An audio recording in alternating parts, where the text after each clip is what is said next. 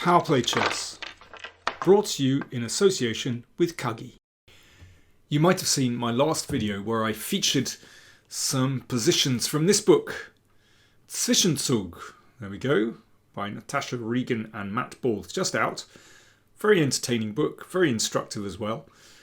So Zwischenzug, German word for in-between move. And it got me thinking about some of my own games, and I'd like to show you what I think is an amazing example of a Zwischenzug.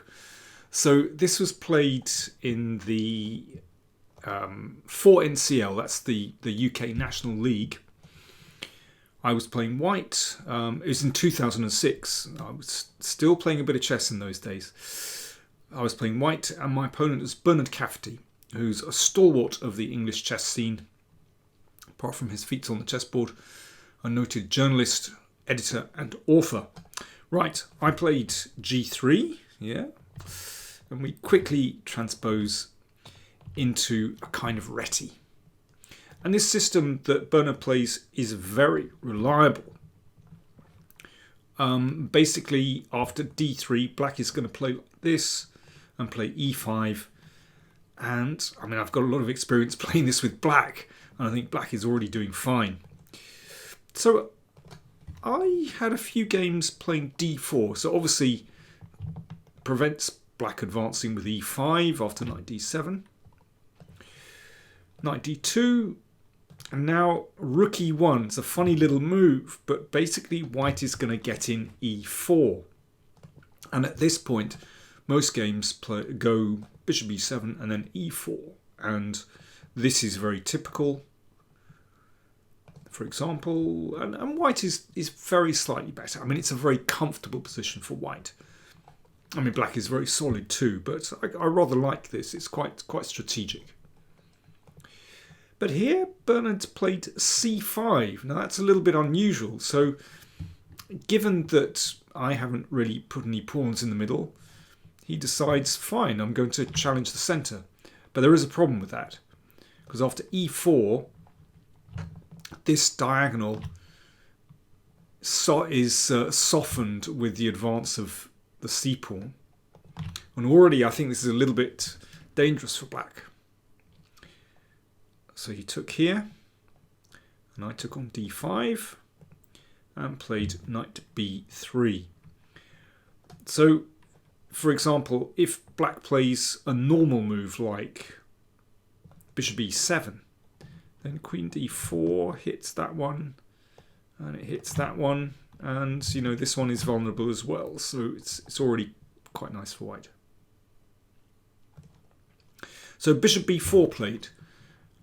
So the idea is to gain a tempo and then get out quickly. But rook e4 is quite a tasty move. I just couldn't resist it, hitting the bishop, but also ready to take here with more pressure. It's not a bad move. c3 is actually perhaps even stronger, with the idea that if this is taken, then queen takes d5. There's a pin there. Anyway, rook e4 was okay. Hitting the bishop, which moved, and then rook takes d4. And this is pleasant for white. Knight e5. Here I could have played c4. I think I was getting a bit wound up with the complications after this, but it should be better for white. Anyway, I played queen e2, which was also not bad. And there was a big exchange on f3, queen b6, because obviously I was threatening c4. And here I started probing with the queen. This looks quite nice. If black castles, then bishop h6 is already very powerful. So g6 and bishop h6 anyway, just preventing the king from reaching safety on the king side. And now bishop e7. I was kind of half expecting castle's queenside, but it's actually extremely dangerous for all kinds of reasons. But black's king doesn't really find safety there. Anyway, my turn here. I think c4 is a good move here, but I thought this looked too attractive. just sack the exchange, move the rook into play. I mean, I was just thinking, if black survives this, well, he's not going to survive this. You know, every single one of my pieces is in the game. The black king is stuck in the middle. I mean, I just thought he must be winning for white. Then, of course, once I'd done it, I had to look into some detail. Rook d8 is a good defensive move. So prepares to play rook d7, defending the bishop. So I went in, bishop g7, and rook g8. So basically, I just wanted to make absolutely sure that the king is not going to castle on the king side. And besides, I had what I thought was a good follow-up. So queen h4. So threatening mate. This. And queen d6. Bishop f6. Attacking the bishop. Rook d7, and then I took on h7. Rook f8, and I've got to protect this one. So queen g7. And I just thought this is completely lost, and it is completely lost. So I've got such a clamp on black's position. The king can't step away because the queen can take the rook. I mean, it's impossible to move these pieces, basically. The only piece that can move is the queen, but that doesn't do much good. And the game finished like this. And now all I need to do is just bring the knight into the attack, and that's the end of the show. So the game ended like this. Queen h3 and knight b5, and here my opponent resigned. There's no defense. I mean, for example, a6, knight d6 check, and queen takes rook. End of the story. Okay, so what was the complication here? Where's this wonderful Zwischenzug that I went on about at the start of the game? So incredibly, this position isn't so clear. When I thought this was just winning for white. But there is a move here that saves black incredibly.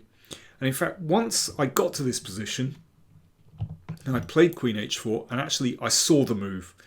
And I had some anxious minutes waiting while Bernard was thinking, and I was just praying that he wasn't going to play this move. So black to play. How are you going to save yourself here, basically? I don't know if you want me to flip the board round. I won't. I know it confuses people, but anyway, black to move. How does black save the game in this position? This is an unbelievable idea. So the move that I was dreading was g5. This is a wonderful Zwischenzug.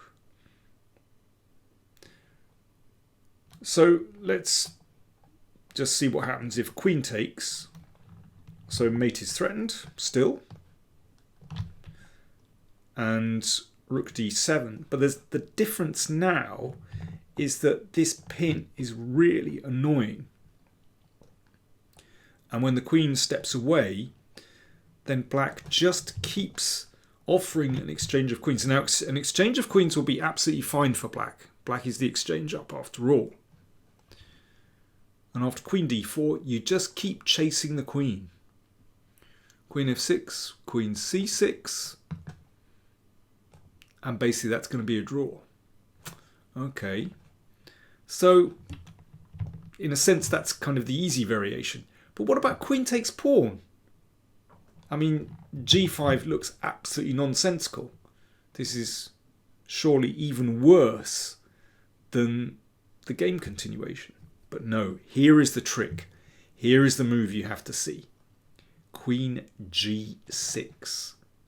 This is unbelievable. Well, it was believable. I mean, I remember seeing it at the time and was kind of shocked. Okay, so what's the point? Well, black is desperate to exchange queens. If queen takes rook, here's the point. King d7. The queen is trapped. And black would be winning. So white has to exchange queens. And the bishop is attacked. Bishop f6. So attacks this one. But black is okay. Rook d7. Now white can take another pawn. So we've got a material balance of knight and 2 pawns against a rook, which is about equal. I mean, I can maybe try to play for a win here with white, but essentially black is now pretty well coordinated and shouldn't lose this position. So after queen h4, I was analysing like crazy, trying to think of some way to complicate, but actually I think the best I have is to go into that endgame. But it's an absolutely beautiful move. But it didn't appear. There we go. It stayed behind the scenes. But it's yet another illustration of how, you know, in some positions that are extremely difficult, there are amazing, miraculous saves out there. So there you go. Zwischenzug. Watch out for them. It's a great book, and we'll be speaking about it soon on the channel.